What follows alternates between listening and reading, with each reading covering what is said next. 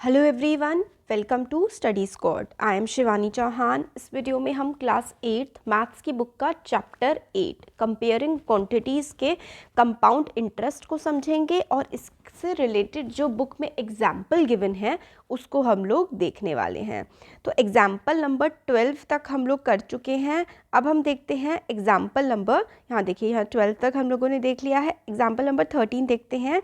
इसमें क्या है, चलो फाइंड कंपाउंड इंटरेस्ट। तो कंपाउंड इंटरेस्ट समझेंगे। Compound interest paid when some is 10,000, when sum of 10,000 in invested for 1 year and 3 months at 8.5 per annum। तो per annum यानी कि हर साल के लिए।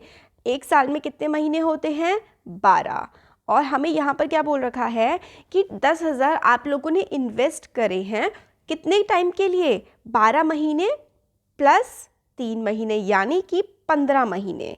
15 मंथ्स के लिए आप लोगों ने 10,000 रुपीज़ इन्वेस्ट करे हैं और इंटरेस्ट रेट कितना मिल रहा है आपको? 8.5 का आप लोगों को इंटरेस्ट रेट मिल रहा है। तो इसमें हमें क्या करना है, पहले हमें कन्वर्टेड टाइम इन ईयर्स, तो पूरा 1 और 3, तो इसको पूरे ईयर्स में अगर हम लोग कन्वर्ट करें तो देखो क्या होता है कि एक साल में 1 ईयर, जो एक पूरा ईयर होता है उसमें क्या होते हैं? 12 मंथ्स। ठीक है, एक साल में 12 महीने होते हैं।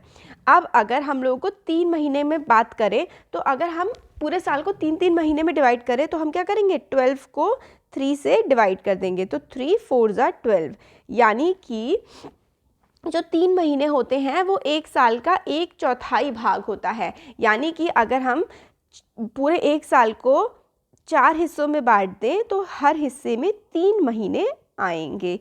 ये चीज़ समझ में आ गई कि यहाँ पे 1/4 ईयर क्यों लिखा गया है?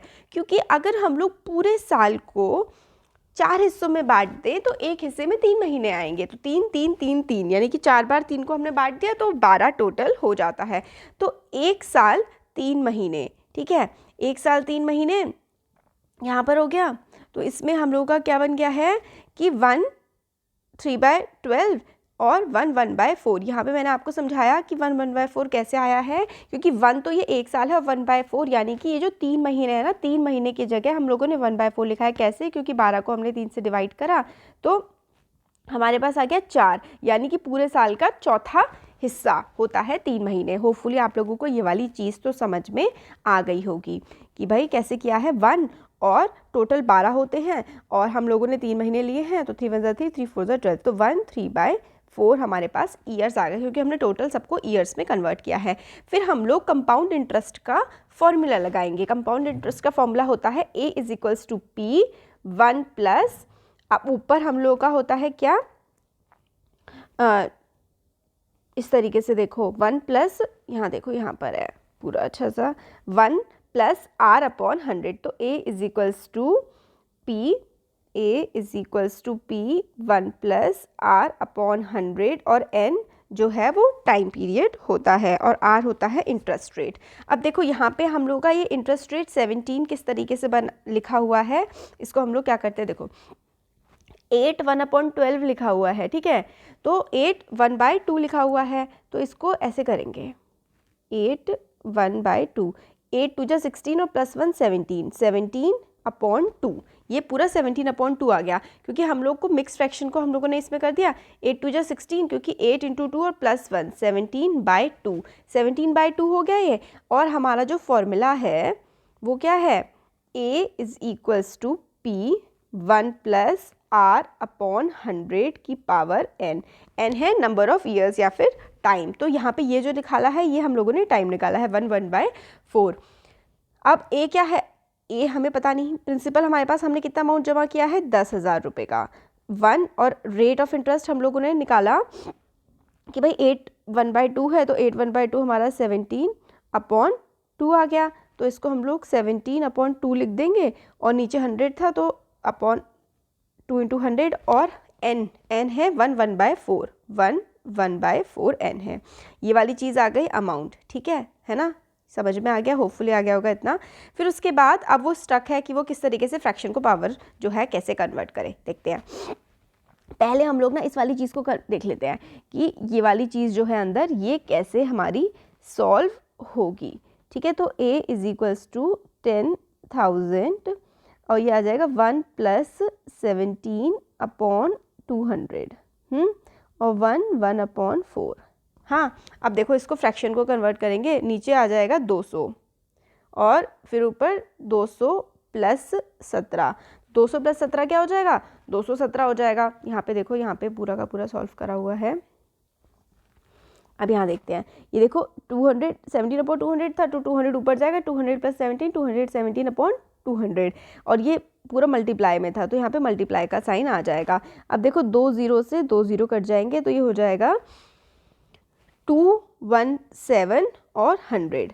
ठीक है, इसको अगर हम लोग ऐसे करें तो ये हो जाएगा पूरा यहाँ पे 217/100 और फिर इसको 2 से हम लोग डिवाइड कर देंगे। अगर मैं इस तरफ सॉल्व करके दिखाऊं तो ये 2 0 से 2 0 कटे, तो ऊपर हो गया 217/2 और 0 0, तो 2 से कटा, 2 1 = 2, 2 0 = 0, 2 8 = 16, 2 5 = 10 और 0। तो हमारा ये वाला जो पूरा सॉल्व करा तो हमारे पास आ गया 10850। तो इतना तो हमारे पास आ गया, a की पूरी 10850। अब हमारे पास पावर है 1/4, ये वाली पावर है, राइट। तो ये कैसे होगा? देखो इतना तो हम लोगों ने सॉल्व कर लिया। अब 1/4 जो है ये हमारे पास निकालना है हमें। Now this would act as principal for next half 1/4 year when SI is this. तो SI हमारे पास ये सिंपल इंटरेस्ट है ना। SI हमारे पास पूरा ये वाली चीज़ आ गई है, जो अमाउंट ये वाला हम लोगों ने निकाला है, ये SI आ गई है। अब अगले 1/4 साल यानी कि 3 महीने के लिए कैसे चलेगा? ये देखो 10850, राइट। अभी जो ऊपर 1/, हम लोग जो है ना इस वाली कैलकुलेशन में 1 के लिए तो पूरा कंप्लीट कर चुके हैं। अब हम लोग 1/4 वाला जो है इसके लिए कर रहे हैं। इसके लिए हम लोग पूरा ये जो SI आया है इसमें हम लोग 1/4 जो हमारा ऊपर पावर थी 1/4, फिर उसके बाद 17/100 × 2, तो 17/2 था, तो नीचे 100 था, ये हो गया। अब बाकी ये जो था ना ये 10,000, ये वाला अब एक साल बाद 10,000 हो चुका है 10,850। ठीक है, 10,000 एक साल बाद 10,850 हो चुका है। अब नेक्स्ट 3 महीने के लिए, क्योंकि कंपाउंडेड एनुअली होता है ना, कंपाउंड इंटरेस्ट एक साल पे लगता है, हमें बताया गया है क्वेश्चन में कि कंपाउंडेड एनुअली, तो 1/4 जो है ये वाला यानी कि जो 3 महीने है ना, ये 3 महीने के बाद हमारा जो SI हो जाएगा सिंपल इंटरेस्ट। किस पर लगे सिंपल इंटरेस्ट निकालने के लिए? हमारा जो प्रिंसिपल है वो ये हो जाएगा, क्योंकि एक साल पहले 10,000 रुपये थे, 10,000 रुपये पे कंपाउंडिंग लग गई, तो वो 10,000 रुपये अब हो चुके हैं 10850। अब इसके बाद जो 3 महीने जो नेक्स्ट निकलेंगे वो 10850 पर ही हम लोग निकाल पाएंगे। तो इसलिए हम लोग का हो जाएगा 10850 यहाँ पर इंटू 17, तो 10850 और ये अपॉन 4 था, ये नीचे आ जाएगा, यहाँ पे आ जाएगा ना, क्योंकि अपॉन में था ये 4, तो ये 4 नीचे आ जाएगा। तो यहाँ पर हो जाएगा हमारा 10850 इंटू 17, 4 हो जा नीचे, तो 4 2 और 100।